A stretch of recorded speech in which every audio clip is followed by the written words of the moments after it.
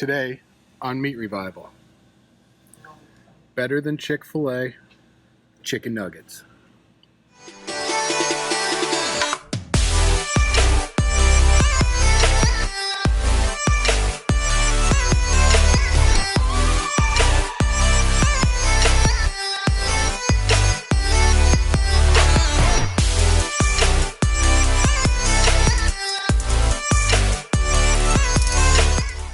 Welcome back to Meat Revival.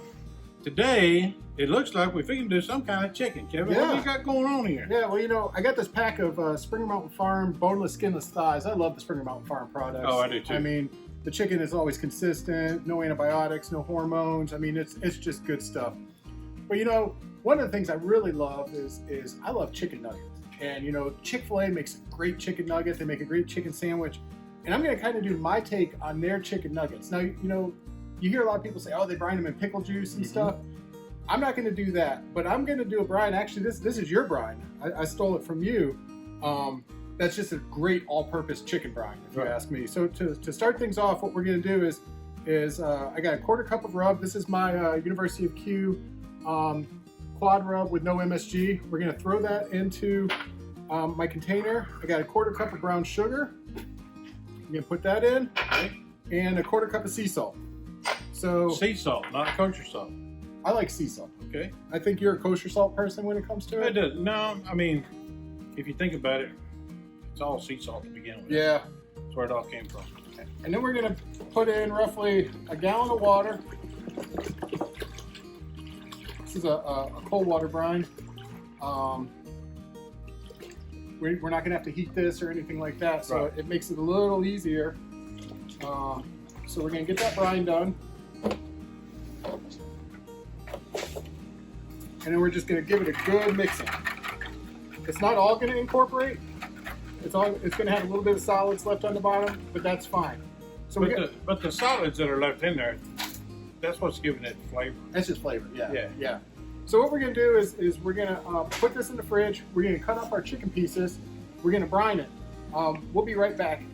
Okay, so we got our brine done. You got it set aside for right now. So you're cutting up the chicken. This looks like boneless skinless thighs that you're using. Boneless skinless thighs. I like dark meat. It's a little more forgiving. It's a little more moist. I think it just has a lot more flavor to it. I think so too. You know, the white meat is so easy to overcook. You know, you can overcook the dark meat, and it's like you say, it's more forgiving. So you're trimming the fat off there? Are you going to use that, or? No, I'll save that, use it for stock. But for the nuggets, I don't want to get a big bite of fat, even though we're frying it and it's going to render. I still like the more meaty piece. So we're getting, you know, good 2-inch size pieces here. Good size nugget that, you know. It's kind of like a 2-bite or or 1 bite. Or 1 bite for me. Okay. You know, I could go there, but I'm really not going to. Yeah. So we got our chicken,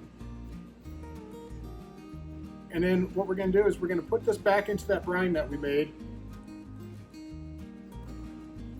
and then we're going to put this in the refrigerator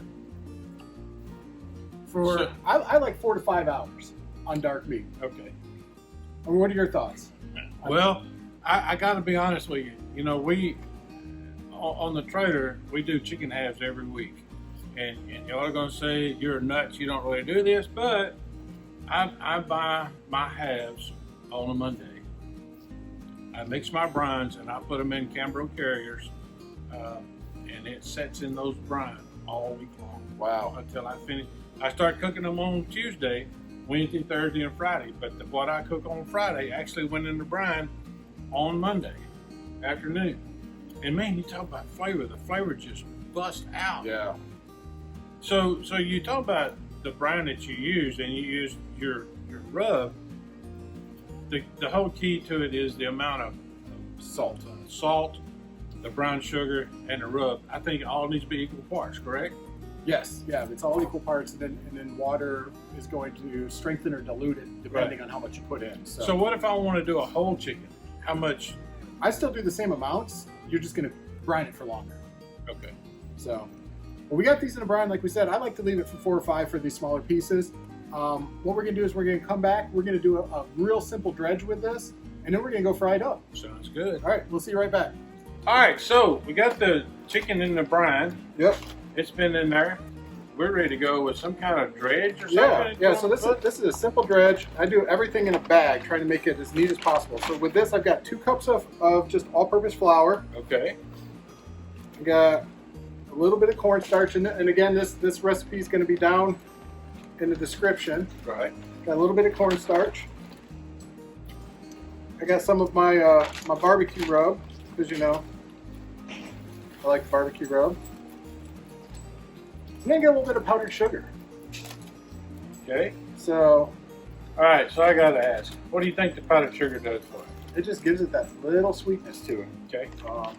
So what we're going to do is we're going to get this in. We're going to kind of mix it all up in the bag. You know, you could do this in a bowl. I just like doing it in the bag because then I can put everything in here that I need. Plus, you don't mess up the kitchen with a bunch of Right. things. So I got it in the bag. It's mixed up. I've got the chicken. This chicken's actually been being brined for about 5 hours due to the magic of television. And we're just gonna pull it out. I drained it off. We're gonna pull it out, let it kind of drip dry, and we're gonna put it all in here. This was actually 2 packages of the Springer Mountain Thighs, or Springer Mountain Farms Boneless Skinless Thighs that we cut up. And you know, I've been a fan of Springer Mountain forever. Back when doing 40 contests a year, I have never used anything but Springer Mountain. it's good. I mean, you really can't go wrong with it. A lot of grocery stores carry it. You can order it directly from their website. They'll ship it to you in the mail. That's SpringerMountainFarms.com. I believe it is. And so what we're going to do is we're going to get that in here. We're going to take this glove off. And I'm going to seal this. I do want to keep a little bit of that air in there just so I can get it moved around.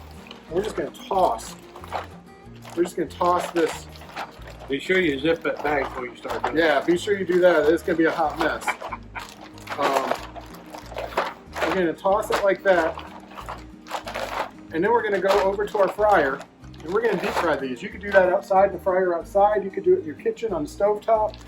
You could do it in an air fryer if you want. That seems to be a lot of people are using their air fryers for this kind of thing now. Just no grease. I think Brine uses them all the time. I think he does too. So we're going to do that. We're going to go over to the fryer and we'll see you in a minute. All right, Mike. So we've got our chicken pieces out, and it's dusted them off, or kind of shook some of the flour off, Get the excess off. And what we do, we've got our oil here at 350 degrees, and we're just going to kind of drop these pieces in. Try not to get it all over yourself. You just want to make sure they're separated when they go in, Yeah. right, so you don't end up with big chunks. And then we're going to cook these for about 3 to 5 minutes. Are you looking for a temperature? Done. I like chicken. You definitely want to make sure it's done. I like to hit with the thighs of that 185 area with the nuggets, frying them. Right. I think it's a nice temperature. The nice thing with the dark meat, it's forgiving. Yeah. So if you overcook it, it's still going to be good. Yeah, exactly. So we're gonna. You want to do that in 2 batches? Yeah, we're gonna do that in 2 batches. It's already starting to crisp up. It is, and that's the thing. Some of that cornstarch helps that powdered sugar is also going to help it. Right. It's not going to caramelize like a typical sugar in a baking, Right. but it is going to help it a little bit. And then it's got that rub in there for that extra flavor. We've brined it, so we're getting some really good flavor, and it looks good. This is also a good dredge you can use for a catfish. Give it a little different type of flavor. Right. If you got catfish fingers, you just got to find the hands on that catfish, because that's sometimes hard to do. Yeah. Right by the nuggets. Fry the nuggets, yeah. When you're cooking those catfish nuggets. But this is one of those things. If you've got kids, it's a great. What kid doesn't like chicken nuggets?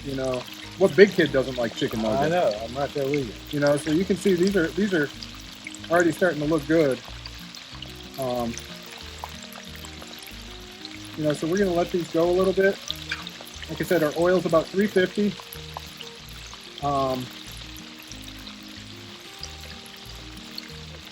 We are using the peanut oil. Okay. I do like frying with peanut oil. You do need to be careful if you've got people you're cooking with peanut allergies with that, because some people are sensitive. Yeah. I know Chick-fil-A uses an ultra high refined peanut oil. Right. That I've had friends that have children with peanut allergies, and they can eat it because it's so highly refined. Yeah. So it just, the quality of the products that they're using in there is out of this world. But this is not everyone's fortunate enough to have one of them near them, and kind of like us. We don't either. The closest one for us is probably a good hour away. Yeah, that's a hard drive. I'd almost consider it sometimes. Yeah. So you're looking for a golden brown? They're looking for a golden brown. Try and separate them a little bit. Some of them are still a little kind of stuck. Right.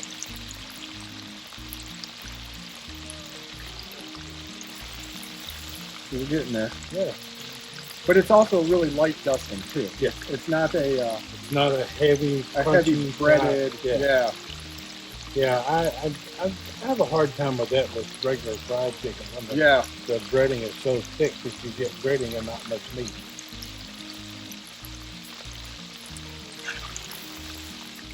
Okay, let's stick a thermometer in one of those. See what we're looking like.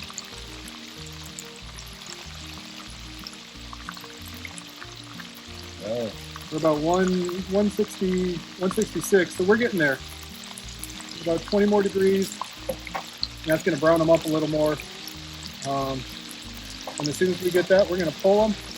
We're going to cook the other batch off, and then we're going to check it out and see what we think. Can't wait.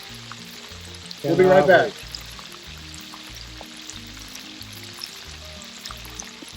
Welcome back. We got our nuggets out of the fryer. About 3 to 5 minutes until they're at 185. Some came off at like 192.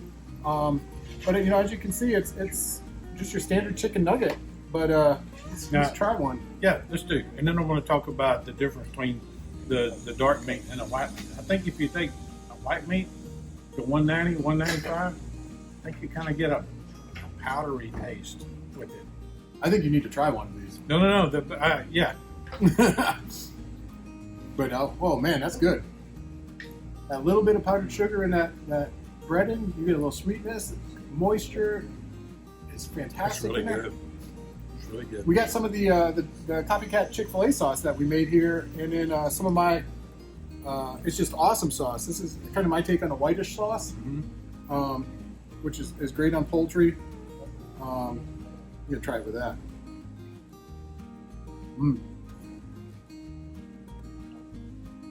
Is that your copycat?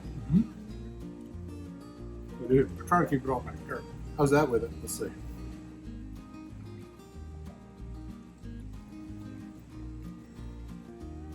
I think it's kind of close as you can get to theirs without having their recipe. Yeah. I like it. Or having to get 800 packets to squeeze into a bottle. Exactly. Someone out there's done that. If you have, leave us a comment. Let us know if it was you. Anyway, this is a great, easy recipe. Kids are going to love.